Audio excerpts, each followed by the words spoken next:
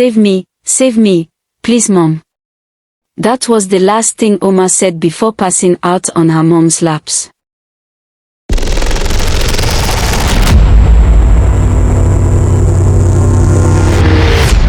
The school holiday ended and Oma was set to return back to school.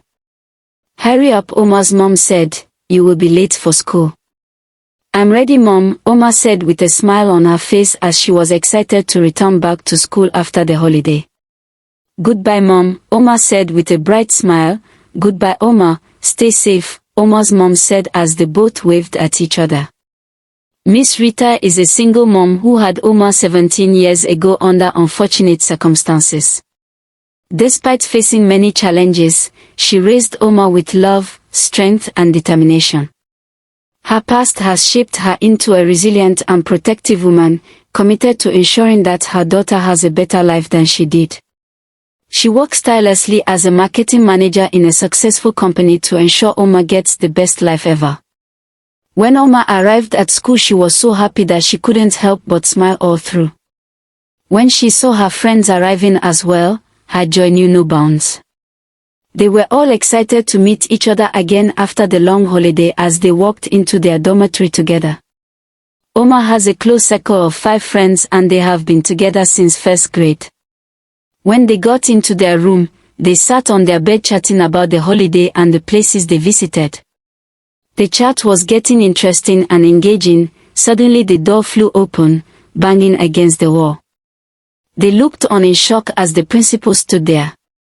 "Welcome back, girls," she said with a grin. "Hope you all enjoyed your holiday. The term has resumed in full, so be prepared to study harder." She slammed the door shut as she left. The girls were shocked at her behavior but soon returned to their conversation. That night, they changed into their sleepwear while continuing to chat as they had so much to talk about. When they finished chatting, they all drifted off to sleep. Deep into the night, a creature dressed in white with glowing red eyes appeared, silently watching them. Nora, one of the girls, had to use the bathroom, so she stood up to head to the restroom. As she turned, she saw the creature and screamed. Her scream immediately woke everyone up. They all saw the creature, and trembling with fear, began running in panic. As they ran towards the hallway, they suddenly saw the principal standing in the middle. "Why are you girls running?" she asked. Panicked, they stopped to show the principal what they had seen, but the creature was no longer there. The principal sent them back to their room. The remaining hours of the night were filled with terror and fear as no one could sleep till morning. The next morning, they sluggishly prepared for class. While in the middle of their studies, they realized that Nora wasn't in class and began wondering where she could be. They patiently waited till the end of class and rushed to their dormitory to look for her. She wasn't found, then they went outside searching. "Are you searching for Nora?" the principal asked. Shocked, they looked at each other. "How did she know?" they asked. "Well, Nora fell ill last night, so her parents came this morning to get her," the principal said. "We were all together last night. When did Nora fall ill, and when did she leave this morning?" They wondered among themselves. Gloria, one of Oma's friends, said, "Maybe the terrified state we were last night couldn't let us pay attention. She will be fine," Gloria added. Later that night, the girls retired to their dormitory and slept, but Oma was awake pondering about last night. Nora saw the creature first. Is that why she fell ill? What if the creature comes again tonight? And I'm the only one awake? While deep in thought, she felt a shadow by the window and quickly used her pillow to cover her face without screaming, so as not to risk the lives of others, because she believes that whoever sees the creature first will be doomed. The creature kept roaming in the room till it left. When it was morning, they discovered that Tonya was missing as well. They searched everywhere and later found her hairnet in the restroom. "Where is Tonya?" everyone asked in panic. The principal yet again told them that Tonya requested a day off to go home and pick up some things she had forgotten. Everyone felt a relief except Oma. If Tonya had forgotten anything at home, she would have used the school's paid phone to call her parents to bring it to her. The school has never approved a day off for such trivial things except in cases of illness, Oma thought to herself as she finally concluded that something is wrong. I need to speak to my mom, she said, rushing down to the school administrative block to use the school's paid phone. Mom, please come get me, I'm scared, as she narrated everything to her mom. Why are you being so paranoid? Her mom said. Nothing of such is happening over there. The school has so many years of good records, so Oma, please just stay focused, her mom said. Mom, please come and take me home, Oma cried. I might be next, she pleaded.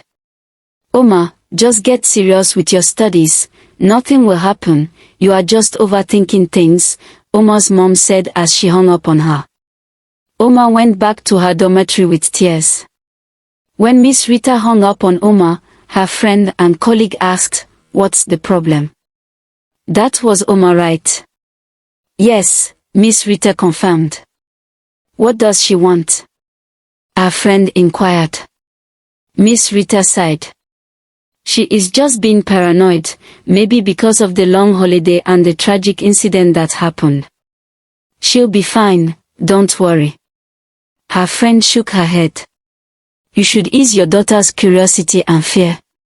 Why not visit Nora's home to check on her? You have a point, Miss Rita agreed. I will go there after work. Later that day, Miss Rita rang the doorbell at Nora's house. It's me, Rita, Oma's mom, she announced. Nora's parents opened the door. I'm here to check on Nora, how is she doing? Miss Rita asked. Nora? They responded, she has gone back to school. Miss Rita, unsure whether Nora returned to school after the long holiday or after her supposed brief illness, chose not to ask further. Instead she reassured herself, Oma, you see.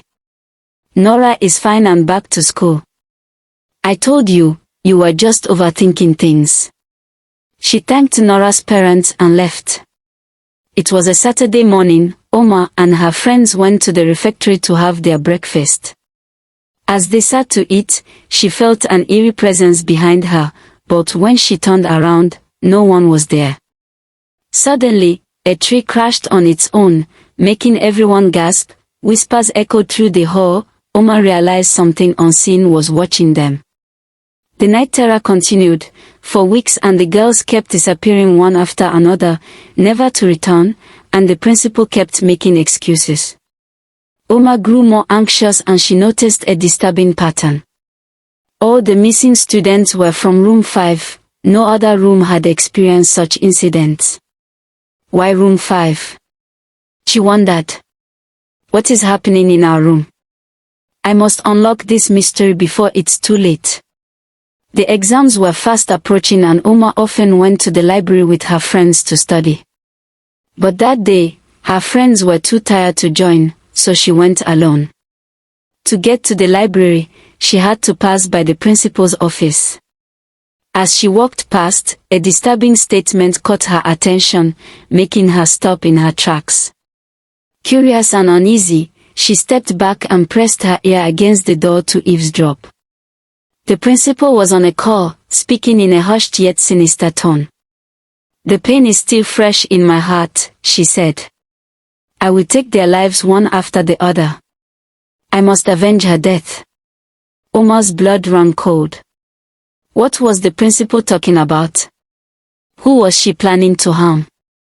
A terrifying realization began to form in her mind. The horrifying truth was now clear. The principal was behind the disappearance of the girls from room 5. Here is the reason. The principal was once known as a very kind, jovial and friendly woman. She has been the principal of the school for over 10 years. During the weekdays, she stays on campus to ensure smooth administration, but she goes home on weekends. She had a daughter named Stephanie who was Oma's best friend. Stephanie was a very beautiful and talented young girl who possesses her mom's jovial nature. 8 months before the long holiday that they just returned from, tragedy struck. One night, while the girls were deep asleep, a sudden fire outbreak engulfed the room. The fire alarm blared, jolting the students awake. In panic, they rushed out, running for their lives. But Stephanie, the principal's only child, was still deep asleep. Everyone was so focused on escaping that no one realized Stephanie had been left behind. By the time the principal arrived, frantically checking if all the students were safe, she noticed Stephanie was missing. "Where is Stephanie?" she asked, panic evident in her voice. That was when the terrifying truth sank in. Stephanie hadn't made it out. The room fell silent. The girls wept. The principal was devastated. Sadness hung in the air like a heavy cloud. After the tragic night, there was a compulsory long break, giving the school authority enough time to mourn with the principal and also renovate room 5 with other parts that were affected. When the students returned, the room looked new again. But what they didn't know is that Stephanie's death has awakened something dark inside the principal. Her overwhelming pain and grief over her daughter's death drove her down a dangerous and obsessive path. Consumed by sorrow, she turned to dark powers in a desperate bid for vengeance, convinced that the girls from room 5 were responsible for her daughter's fate, believing they failed to wake her up from her sleep. And now one by one, the girls from room 5 were vanishing. While Oma was eavesdropping, her book suddenly slipped from her hands and fell to the floor with a loud thud. Inside the office, the principal went silent. Oma's heart pounding as she heard the chair move and footsteps approaching. The door swung open. The principal stood there, staring at Oma. "What are you doing here?" she asked, her voice calm and suspicious. Oma swallowed hard and forced a shaky reply. "I was just heading to the library to study." The principal gave her a strange smile and stepped aside. Oma quickly walked away, feeling nervous. Behind her the principal shut the door, her face turning serious. "She knows too much," she muttered. "Tonight, I will make sure she stays silent." While Oma was in the library, she couldn't focus on her studies. Her mind was consumed with fear and thoughts of the principal's call. She kept trying to make sense of it, but the more she thought about it, the more confused and scared she became. That afternoon, Oma's mom, Miss Rita, planned to take some goodies to Oma in school when she closed from work, thinking her daughter might run out of groceries. Oma spent hours in the library, lost in thought, trying to crack the mystery of the call. When she finally returned to the dormitory to meet her friends, she felt she couldn't share what she had overheard. It was too terrifying. Meanwhile, Miss Rita got delayed with some work in the office, and by the time she was ready to leave, it was late at night. She had planned to drop off the groceries before traveling the next day. Room 5 was the biggest and most luxurious room in the dormitory, home to 15 girls. However, it was now left with only 10 girls after the rest mysteriously disappeared. That night, while others slept, Oma sat on her bed, awake deeply worried. Her mind kept replaying the disturbing conversation she had overheard. Meanwhile, her mom, Miss Rita, was on her way to the school, unaware of the terror unfolding. As Miss Rita arrived, the school security guard stopped her. "Why are you here so late?" he asked. She replied, "I got caught up with work, and I need to see my daughter. I'm traveling first thing tomorrow morning." The security guard, sensing nothing unusual, opened the gate, and Miss Rita drove in. The principal, determined to silence Oma before she could reveal what she had heard, made her move earlier than usual. As Oma sat awake, the fear weighed heavily on her. She was the only one still conscious when she suddenly saw the creature. She screamed in terror, and the rest of the girls woke up, screaming too. Miss Rita, hearing the scream from outside the dormitory, immediately wondered what was happening. She packed her car and rushed towards the administrative block to get permission to see her daughter. The girls, terrified, ran out of their room, heading towards the exit door, with the creature chasing them. The creature was fast, and it managed to reach Oma, knocking her to the ground. She was weak, but still managed to drag herself, determined to escape. As the rest of the girls ran, the creature transformed into the principal. She stood over Oma, her face filled with sorrow and anger. "My daughter was your best friend," she said, her voice trembling with emotion. "Yet you couldn't save her. Her bunk was just beside yours, but you couldn't wake her up to run. You left her to burn." The girls continued to scream and run. The scream alerted the girls from other rooms as they all ran, though they were not the principal's target. Miss Rita saw them and was filled with terror. "What happened?" she asked, her voice shaking with fear. The girls told her about the creature, and Miss Rita's heart sank. "Where is Oma?" she asked. They pointed towards the dormitory. "She is still inside." Miss Rita's heart dripped as she ran inside, desperate to find her daughter. She rushed to where Oma was lying. Oma, weak and barely conscious, looked up at her mom with tear-filled eyes. "Save me, please, Mom," she whispered, before passing out in her mother's lap. Miss Rita screamed in agony, tears rolling down her cheeks as she held her daughter close. The nightmare was far from over. In desperation, Miss Rita turns to church for help, knowing that Oma's recovery isn't just physical but spiritual. She held her in her hands as she rushed to the car. She sought the help of the priest, Father Michael, who has been their close friend of the family for years. He blesses Oma and prays over her, his chants echoing through the church as he calls on divine protection. The power of prayer seems to work, and gradually, Oma begins to regain consciousness.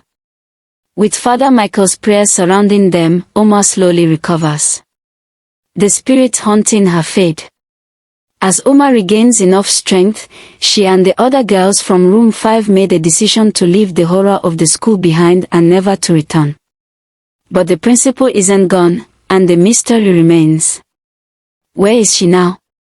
Oma is enrolled in a new school, far away from the nightmares of room 5. But this time, Miss Rita makes a vow: "You will stay with me," she says, "and I won't let anything happen to you." Oma nods, feeling the safety and love in her mother's words, knowing her mom's protection will be her strength from now on. Thanks for watching. Please like, comment, and subscribe.